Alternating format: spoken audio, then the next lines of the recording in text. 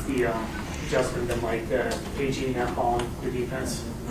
Yeah, no, it's been great, man. You know, just him being the voice, you know, the defense. It's been great to just be coached by him. You know, daily be critiqued by him as well. I think everyone is, you know, just eager to learn from him. You know what I mean? But yeah, we're loving it, man.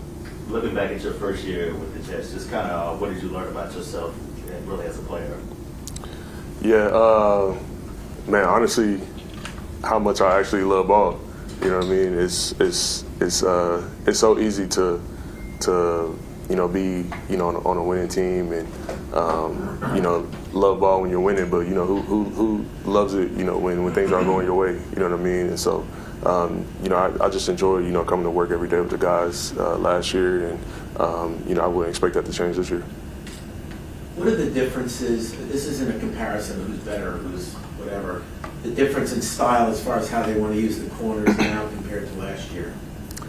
Yeah, it's you know, the scheme is somewhat similar. I mean, there's only so many coverages you can run, you know, in the NFL. You know what I mean? So, you know, they pay the corners outside to guard, you know, number one receivers and whatnot, and so, and that's what the coaches expect us to do.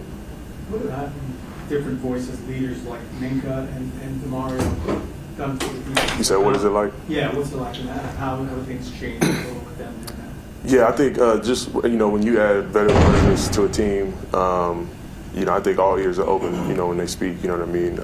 You know Demario, he's been a league shoot for a long time. You know what I mean. He's seen a lot of ball, and so you know when he speaks, you know you listen. And same thing goes for Minka. You know what I mean. He's played high level football for a long time. You know even since when he was in college. You know and but yeah, just having the veteran presence. And almost in every room, you know, you have Harrison, you know, in the D-line room, you got Demario in the linebacker room, Minka in the DB room. It's been great so far. Brandon, I assume you're part of the 95% of players who prefer to play on grass than artificial turf. They're going to put grass in the stadium now for the soccer tournaments, and then they're going to take it out and put the artificial turf in for football season. Do you have any thoughts on that or concerns about that? Nah, I mean turf or grass, you know, whatever it is. I actually did not know that, but that's you know that's cool to know. But yeah, no serious thoughts on that. How do you feel like your leadership role has evolved, like headed into this year? Yeah, it's man, it's funny, man. The guys, you know, they calling me OG. You know what I mean, which is crazy. You know, it's year 6 for me, and I'm like, am I really OG? You know what I mean? But no, it's you know stepping into a role, you know, where I'm you know also one of the leaders, you know, on the defense in the DB room, and along with you know other guys, and so you know I don't take that role lightly. You know what I mean? You know, just being able to you know coach the young guys, just help the young guys out, whether that's learning the defense or like a technique that I would use in this scenario or whatnot. And so just being in that position, man, it's been awesome for me. So to your point, D'Angelo Pond, somebody that they added in the offseason to the draft. Just kind of what you've seen from him. Obviously, you had that pass on him. Yeah. How's it been working with him and getting to know him? Yeah, I think you know, smart guy. You know, he's so eager to learn. You know, he definitely knows ball. He's you know a jittery guy, quick twitch guy. And you know, I'm excited to see him, you know, put the pads on, you know, get his nose dirty a little bit. But yeah, he's you know, he's been great so far. Just learning in the DB room and whatnot, and taking it to the field. You know, he's a guy that doesn't make the same mistake twice. So that's something you look for when it comes to rookies. What are your observations on one of your new cornerbacks, Wright, over 6'4", had 5 interceptions last year? What do you think he can bring to you guys? Yeah, I mean, you said it. You know, he had 5 picks last year, and so that you know, obviously, you know, the elephant in the room is you know we didn't have any last year, and so that's a focal point, you know, going into this next season. But even other than that, man, he's a incredible player. Has great instincts, you know, what you need on the outside, and so I think even you know we're as a corner group, right? Specifically, I think anybody can go out there and play, but him specifically, man, I think he's a great addition to our defense. What was your reaction to the Patriots trading for A.J. Brown, another good receiver in the division now, and how you might match up against him? Yeah, I haven't thought about it. Obviously the news broke, but excited for that matchup. Twice a year. Yeah, man. You just mentioned the 0 interceptions. It's kind of a hard number to believe. How do you process that at the end of the season, and like kind of what were your emotions about that figure last year? Yeah, I mean it's definitely something that you like you said, it's hard to believe that that could happen, but it happened. You know what I mean? And so after the season, man, you just gotta you keep it in the back of your mind, but you also flush it. You know what I mean? And you just try to improve that so it doesn't happen again. And so I think all the guys kind of taking that personally, because that's now a part of our names. You know what I mean? And so how do we want to rewrite the story after that? There's some luck involved in interceptions, right? Tips, overthrows, things like that. But are there things that you guys can consciously do better spring, summer to try to turn that around this year in terms of the takeaways?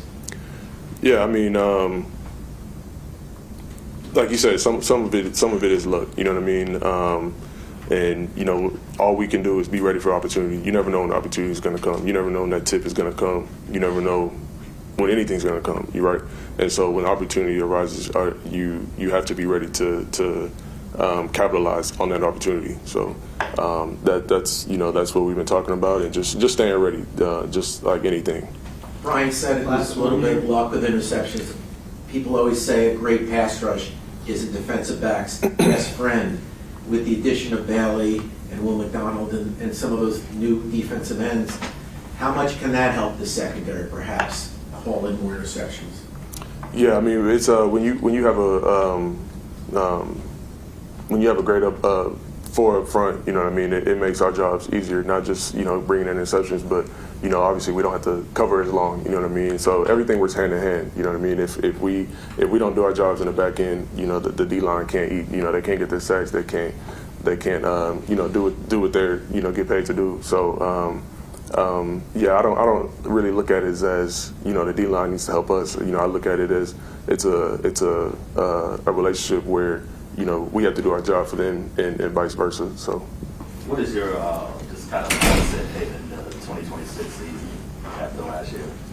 Obviously, for myself to be better than I was last year, grow in a bunch of different areas, become a better teammate for all the new guys, showing them around, especially since I'm going into year 6.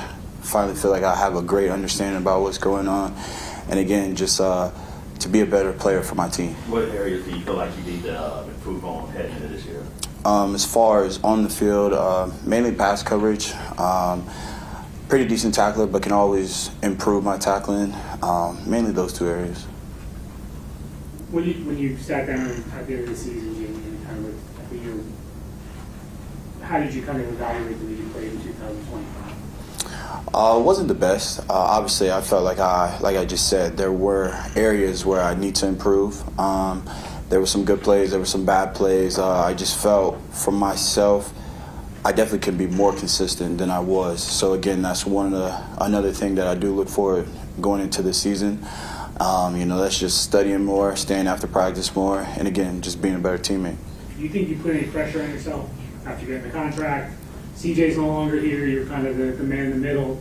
Do you think you did anything with yourself mentally last year like that? No, I wouldn't say I put pressure on myself. I always strive to be the best that I can be. Just in certain instances, I might have lacked focus, lacked detail on a certain play. I did get myself in trouble a few times with my eyes. So again, just being more consistent in those areas. What's it been like having DeMario, one of your teammates, and having a veteran like that to lean on? It's been great. I'll say the only thing I could say from last year, we were a pretty young team. So when there were times where I felt like I did need someone to lean on or felt like I needed a little bit more knowledge of something, I feel like for the last few weeks of OTAs and the offseason, like, he's been there. And I would say you can feel his presence, and it's beneficial for everybody on the team, not just myself. It's beneficial for our coaches, having a guy like him. Do you see similarities between him and CJ Mosley? There are some, but I feel like they're two different people. When I met CJ for the first time and when I met DeMario for the first time, they both were in two different areas of their careers. So again, I learned stuff from CJ and I've learned stuff from DeMario. So, but again, it's a blessing just to be able to play amongst both of them. What is it like, the transition on defense with AG now calling it plays? It's it's always been fun, just getting the chance to play football, but the emphasis this year, is details. So again, that's why I want to focus on that this year. But he's very adamant on what he wants this year, and I feel like the practices that we sprung together, you could tell that we've been listening to him and we've been trying to get the job done. Just kind of your thoughts on just some of the additions that you made, like Sweat, obviously, Mika Fitzpatrick too as well, just what they can add to your defense. Obviously, everybody knows who Mika is and what he's done in his career, college, NFL. So again, just having that leadership from him as well is, again, beneficial for all our young guys on the back end. His voice on the defense is just very comforting as well. I play in front of him. Even the guys on the D-line hear him. So again, he's a great addition to have for our defense. Sweat, he's a big guy. So just again, having him on the D-line, along with all the other guys on the D-line, I feel like everything that we've put into the offseason this year is going to come together this year for us. When you talk about having bad eyes, how do you train that differently? How do you kind of fix that? Attention to detail. When you line up, you read your keys, down the distance, the formation, when they do break the huddle, just putting your eyes in the right spot. So if I'm in man coverage, just keeping my eyes on my guy the whole down. Don't get wandering eyes, don't look back at the quarterback. What's going over there has nothing to do with me. Just locking in on what I have to do. Did you ever study Mika when you were a safety at Auburn? I mean, he was probably just finished at Alabama, right? Now you're not allowed to look at Alabama now? Obviously, You see his highlights and he's all over social media and stuff like that. So I've obviously came across it. But I will say I did start looking at him because right when I entered the draft, one of my teammates were training with him down in Florida. And, he invited me to the session and, I got a chance to meet him, his father and stuff. So just to watch his work ethic and those few times that I get to train with him, I looked up some of his tape and like I said, future Hall of Famer. I feel like he obviously did what he did in college. So, like I mentioned earlier, he's a great addition for our defense. DeMario is 37, he's still going strong. He never misses a game as a linebacker. Like, how at that position, how hard is that? Well, I haven't been in those shoes yet to say how hard it is, but it's very inspiring. Since he stepped on the field out here, like I said, he's been tremendous for all of us. He's spread his wisdom, his knowledge, his leadership. He's a big Bible guy, so he prays a lot. He's big in the Bible study room with all the guys. So again, just having his presence for our team, is big for us. For me and my stage right now, for the rookies, for the guys on year 2, year 3, like I said, you can just lean on him, ask him whatever you want. He will take the time to speak to you, take the time to pray with you. So again, his presence in the locker room is big for us.